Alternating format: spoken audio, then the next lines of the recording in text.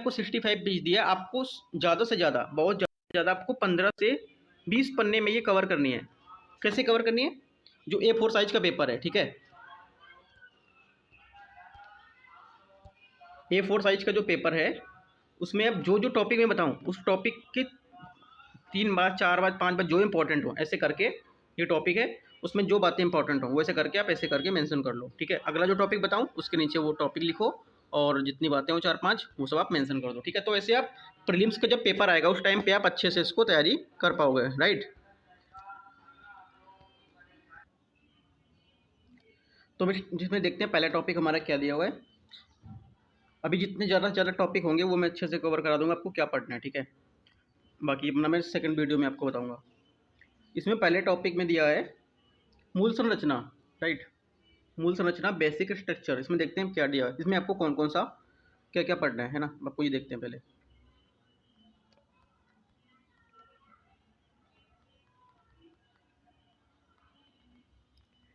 इसमें दिया हुआ है पहला टॉपिक में मूल संरचना बेसिक स्ट्रक्चर। हाल ही में केशवानंद भारती, श्री पद्दू लवरू और अन्य बनाम केरल राज, ठीक है, इनके बीच जो विवाद था ना, केस था, वो इसमें दिखाया गया। ये क्यों न्यूज़ में? क्योंकि जो केशवानंद भारती है उनका हाल ही में निधन हो गया है, ठीक है। तो इसमें आपको क्या क्या पढ़ना है, आपको देखो पहली बात ये है इनके जो केस था वो क्या केस था, ठीक है। केशवानंद भारती केस क्या है, राइट। केशवानंद भारती केस क्या है। दूसरी बात, इसमें जो कौन कौन से आर्टिकल आते हैं, है ना।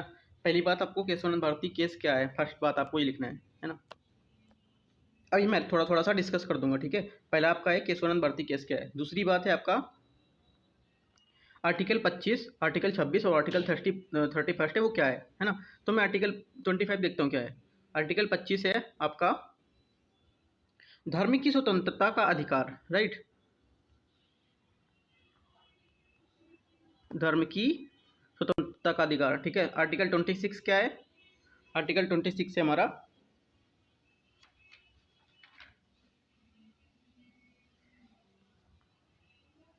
ये भी धर्म से रिलेटेड है, धार्मिक कार्यों के प्रबंध की स्वतंत्रता। जो धार्मिक कार्य हैं उनको देखना, देख रेख करना, प्रबंध करना, उसकी स्वतंत्रता, धार्मिक कार्यों के प्रबंध की समझ वो, ठीक है। और जो आपका 31 बचा, ठीक है, 31 ये है आपका जो कुछ कानून है ना, कुछ कानूनों की सुरक्षा प्रदान करता है ये, राइट। जो आर्टिकल 31 है ये आपको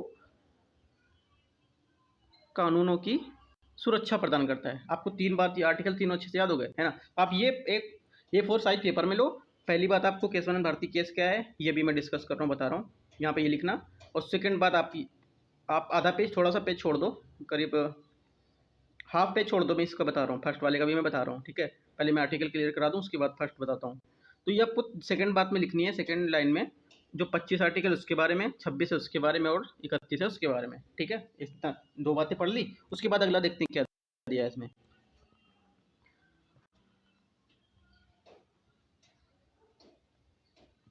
अगला क्या दिया हुआ है इसमें।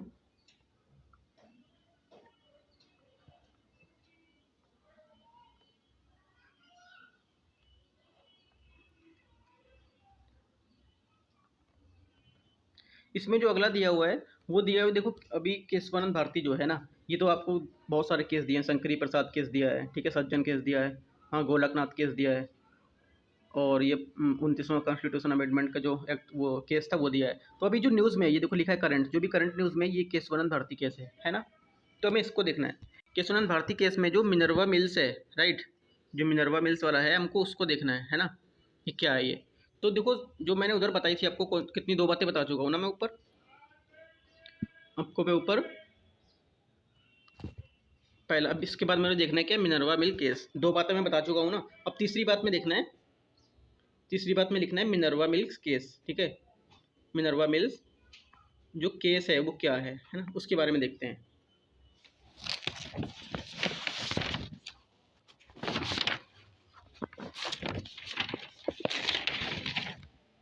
ये जो मिनर्वा मिल केस है ये है मिनर्वा मिल्स बनाम संघराज 1980। मिनर्वा मिल्स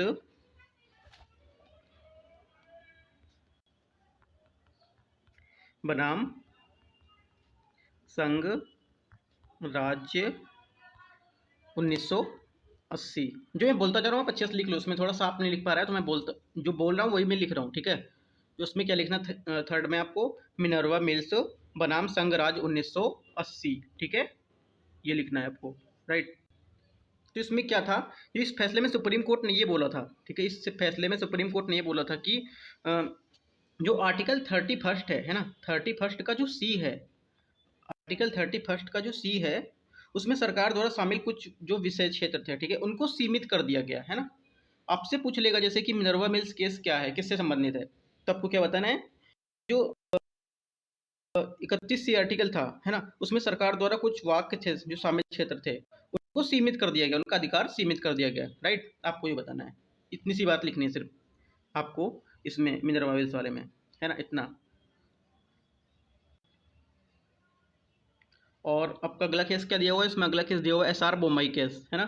तो एसआर बोम्मई केस में देखते हैं क्या है, आपको चौथी लाइन में क्या, चौथा आपको टॉपिक क्या लिखना है, उसी में आपका चौथा है एसआर बोम्मई।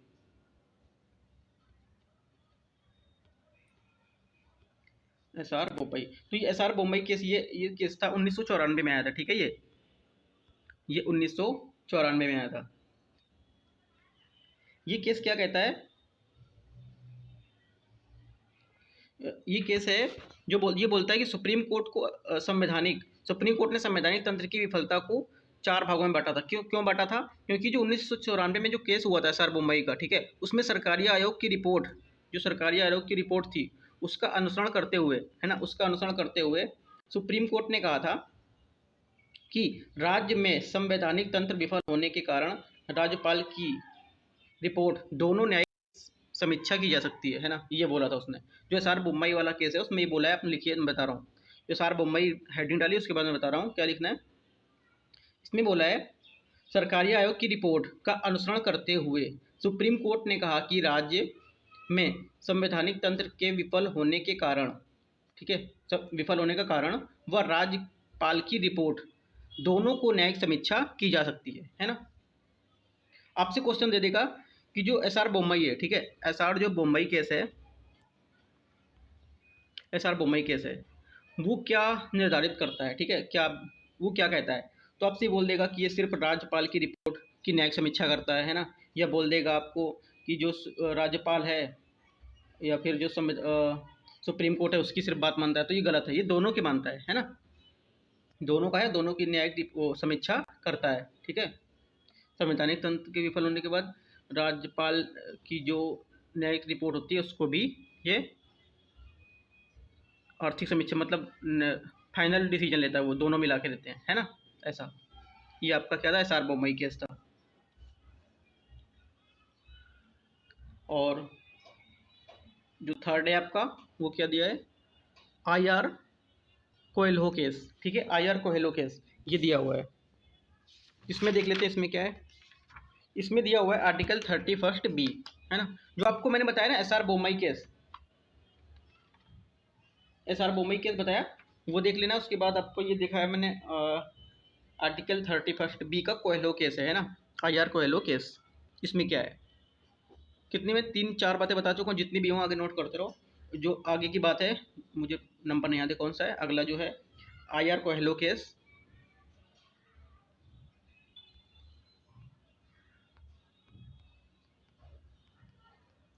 जो आई आर कोएल्हो केस था, है ना, उसमें सुप्रीम कोर्ट ने ये कहा था कि जिस दिन केशवानंद भारती का फैसला आया, है ना, उसके उसके कुछ टाइम बाद जो अनुसूची 9 है उसके अंतर्गत जो भी कानून रखे गए थे, है ना, इसका जो फैसला आया था उसके बाद जो भी अनुसूची 9 के अंतर्गत जो कानून रखे गए थे, है ना, वे सभी न्यायिक पुनरीक्षण के लिए खुले रहेंगे, मतलब उनके लिए लागू रहेंगे, है ना। आर्टिकल 31, आर्टिकल 14 और आर्टिकल 19, इनके बीच को ये संबंध को भी दर्शाता है ना। जो आपका आई आर कोएल्हो केस है, ये इन 2-3 आर्टिकलों को संबंध भी दर्शाता है। कौन कौन सा, आर्टिकल 31, आर्टिकल 14 और आर्टिकल 19 फर्स्ट, है ना। तो क्या है आई आर कोएल्हो केस, ये केस ये है कि इसके अंतर्गत जो भी कानून रखे गए हैं वे सभी न्यायिक पुनरीक्षण के लिए खुले रहेंगे, है ना, न्यायिक जो पुनरीक्षण है उसके लिए लागू रहेंगे, है ना, ये बोला है। आपको जो जो केस है उसके सामने वो लिख लेना है ऐसे करके, है ना। या फिर आपको दे देगा और कोहेलो केस किससे संबंधित है ना, जो भी केस बताए आपको दे देगा ये किससे संबंधित है, मैच करने को दे देगा ना, किस ऐसे क्वेश्चन कर देगा वो, ठीक है। तो आपको ऐसे लिखना है। तो ये 3 बातें ये पूरी हो गई। अगला देखते हैं क्या है इसमें।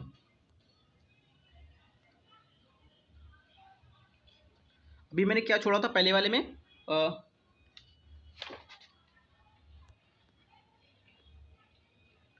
मैंने पहले वाले में छोड़ा था केशवानंद भारती वाला, है ना। तो मैं बताता हूँ केशवानंद भारती, जो केशवानंद भारती हैं, ठीक है, इन्होंने जो मूल संरचना का ढांचा है हमारा, है ना, बेसिक स्ट्रक्चर है, वो इन्होंने दिया था, राइट।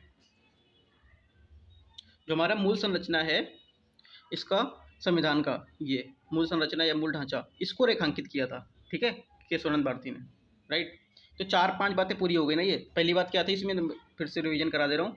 इसमें पहला था article 25, sorry, Keshavananda Bharati case क्या है, ठीक है। दूसरी थी आपका article 25, right, article 25, article 26, article 31।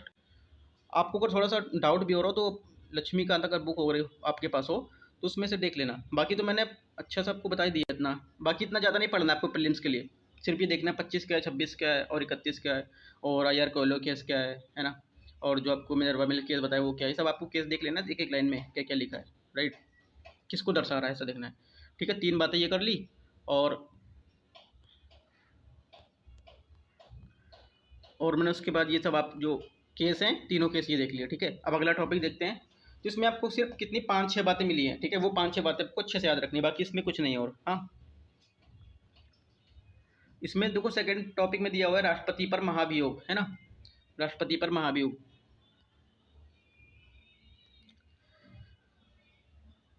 इसमें दिया हुआ है आधार अनुच्छेद 61 के तहत भारतीय संविधान के अतिक्रमण के आधार पर, राजद्रोह, रिश्वतखोरी या अन्य अपराध के आधार पर, ठीक है।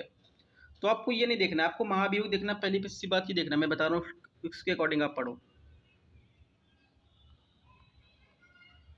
राष्ट्रपति जो है महाभियोग किस आर्टिकल के तहत लगाता है, आर्टिकल आर्टिकल 61, आर्टिकल जो 61 है ना, 61, उसके तहत राष्ट्रपति महाभियोग लगाता है, ठीक है। किसके आधार पर लगाता है, भारतीय संविधान के अतिक्रमण के आधार पर, राइट। लेकिन अगर जो बोल संयुक्त राज्य अमेरिका में है ना, यूएसए में, वहाँ पे किसके आधार पर लगाता है राष्ट्रपति, राजद्रोह के आधार पर, रिश्वतखोरी के आधार पर या कोई अन्य अपराध के आधार पर। आपसे क्वेश्चन दे देगा सीधा सा। आपको मेरे ये पढ़ाने का मतलब ये नहीं कि मैं आपको एक जो इसमें लिखा है उसको समझाऊं बताऊं, ये जो लिखा बता दूं। ये दिखाना है कि आपको क्वेश्चन कैसे सॉल्व करना है अगर पेपर में आता है। तो पेपर में आपसे क्वेश्चन ऐसे पूछेगा कि जो आर्टिकल 61 है, ठीक है, आर्टिकल जो 61 है महाभियोग, है ना, राष्ट्रपति महाभियोग किन किन कंडीशन पर लगा सकता है, राजद्रोह पर, है ना, और संविधान के अतिक्रमण पर, रिश्वतखोरी पर या बड़े अपराध पर। तो आपको क्या मानना है, ये तो गलत है, ये तो यूएसए के हैं, रिश्वतखोरी का है नहीं, अपराध का है नहीं, राजद्रोह का है नहीं, तो क्या है, सिर्फ ये हमारे क्या है, संविधान के अतिक्रमण पर लगा सकता है, राइट। ऐसे आपको पढ़ना है।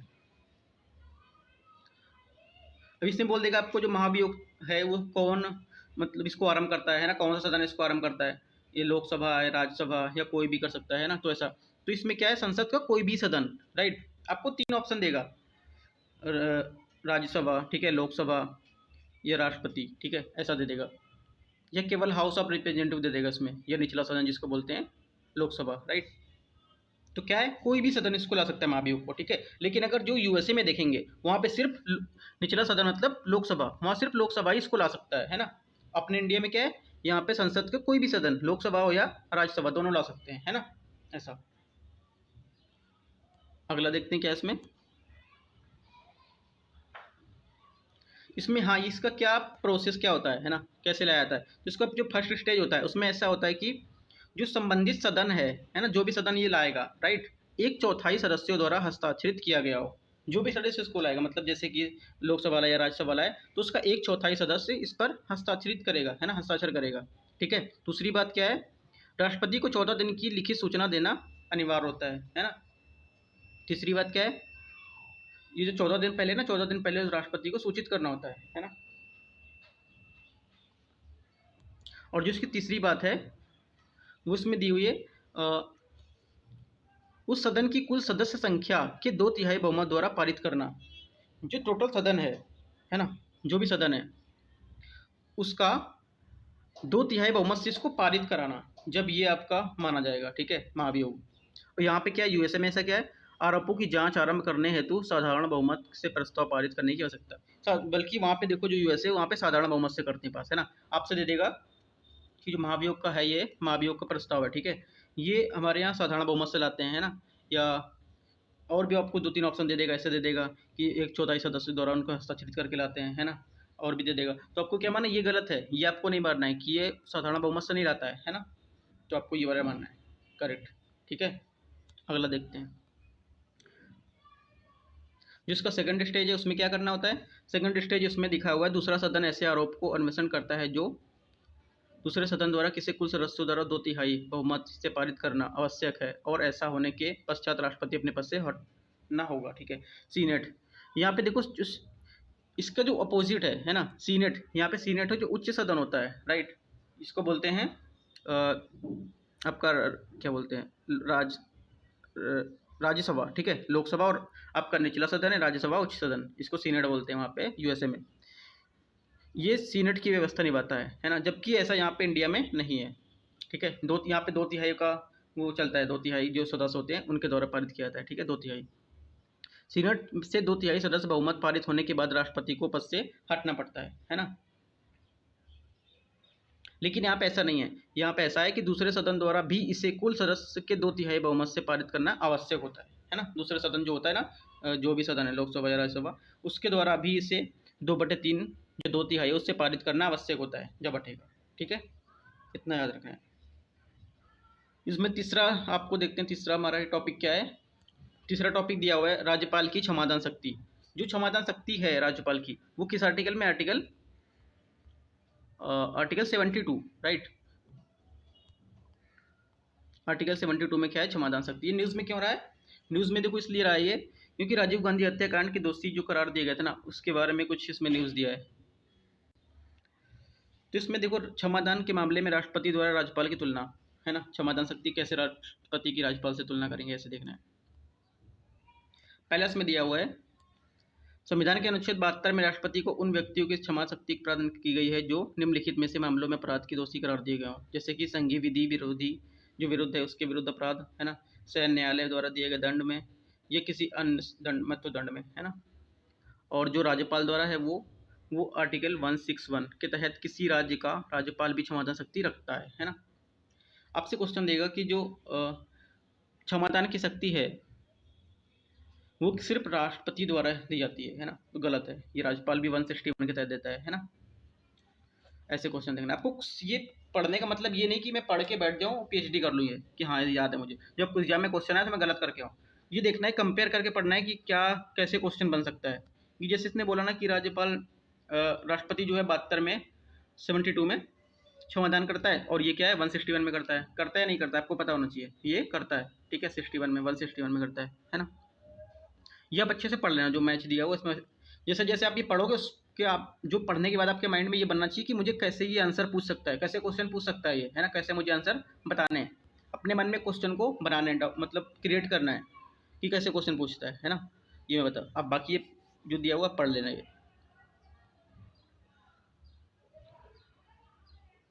जो राष्ट्रपति की क्षमादान शक्ति है उसमें कौन कौन से हैं, क्षमा है, लघुकरण है, और परिहार है, विराम है, पर विरंबन है, और क्या है, बस ये 5 हैं, 1 2 3 4 5, ठीक है। जबकि जो राज्यपाल है,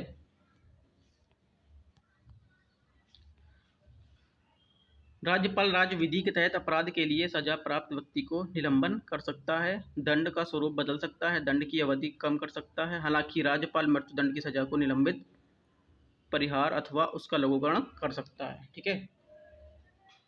तो आपको ये अच्छे से पढ़ना है, उसके बाद ये देख लेना है।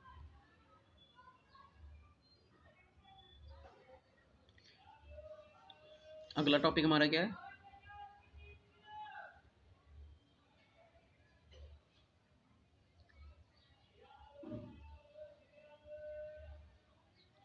अगला टॉपिक हमारा है अन्य पिछड़े वर्ग का उपवर्गीकरण।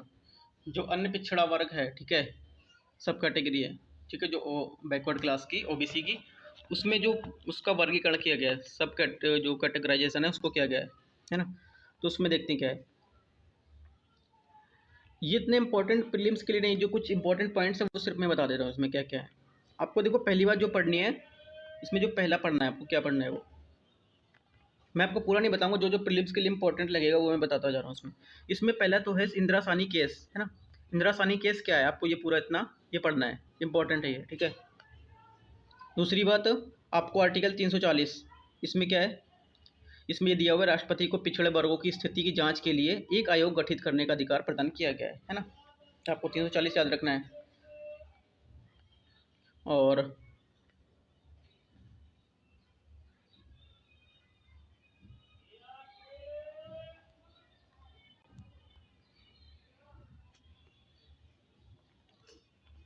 आर्टिकल 16(4) ये आपको पढ़ना है ना।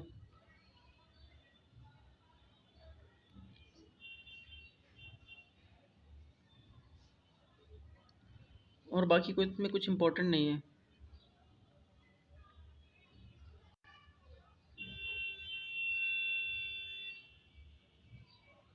एक पॉइंट ये और लिखा है इसमें, अच्छे से देख लो। इंदिरा साहनी केस, ठीक है, इंदिरा साहनी केस द्वारा क्रीमी लेयर मानदंड को लागू किया गया था। अब से क्वेश्चन को देगा कि जो क्रीमी लेयर है हमारा, ठीक है, जो क्रीमी